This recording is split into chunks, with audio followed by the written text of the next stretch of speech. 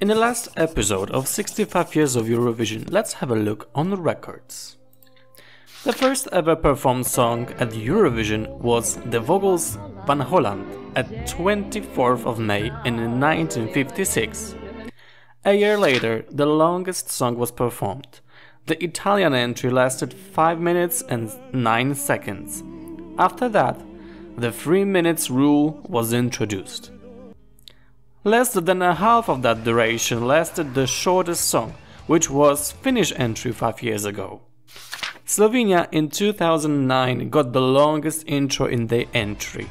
It took over 1 minute to hear a first word come out of the singer. Only 25 words Norway needed in 1995 to win the Eurovision.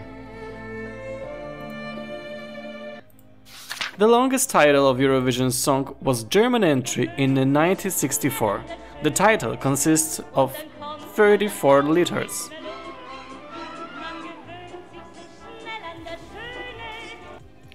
The most recent of the shortest title is 22 by Sarah McTernan from last year's contest. The oldest ever winner of the ESC was Dave Benton, winning for Estonia in 2001, being 50 years and 4 months old, beating the Olsen brothers. The youngest ever winner was Sandro from Belgium, being only 13 years old. Emil Ramsauer from Switzerland is to date the oldest contestant performing on stage. He was 95 years old. After France sent in 1989 a performer who was only 5 days before 12th birthday, the age of 16 rule was introduced. 4 artists competed 4 times in Eurovision, making it the most participations. Phil Leclerc for Belgium, Peter, Sue and Mark for Switzerland, Elisabeth Andreasen for Norway,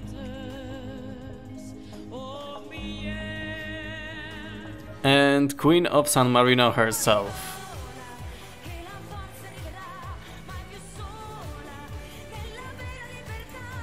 Portuguese Salvador Sobral received the most points ever, winning both juries and public vote, scoring 758 points.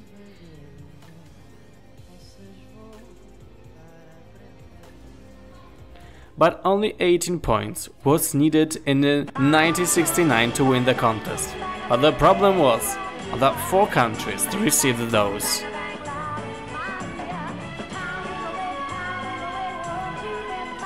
And also 18, but 12 points. Sweden received in 2012, which is the most 12s received ever.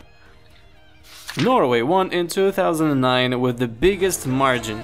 It was 169 points between winner and second place.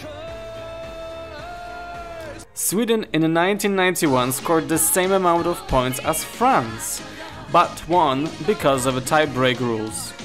Germany competed in Eurovision since 1956 and missed only 1996 final, losing in pre-qualification round. So it's over, and see you back in 100 years of Eurovision, hopefully.